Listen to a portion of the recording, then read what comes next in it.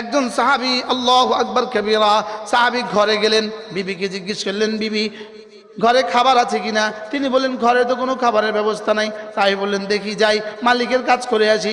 এবার সাহাবী হযরত মাওলানা ওমর পালনপুরের মধ্যে বলতেন, সাহাবী ভরলেন লোটা, করলেন ওযু, পড়লেন 2 রাকাত নামাজ, 2 রাকাত নামাজ পড়ে ঘরে ফিরলেন। ঘরে ফিরে জিজ্ঞেস করলেন, বিবি খাবার আসছে কিনা, খাবার হয়েছে কিনা? বলে আপনি না খাবার কিনতে গেছেন, খাবার আসবে কোত্থেকে? আমার মালিক বলছে আচ্ছা, মালিকের কাজ করছিলাম, মালিক বলছে একটু পরে দিবে। আবার গেলেন, আবার পড়লেন 2 রাকাত নামাজ, আবার আসলেন, খাবার আসে নাই, না মালিক বলছে পরে দিবে। আবার গেলেন, আবার পড়লেন 2 রাকাত নামাজ।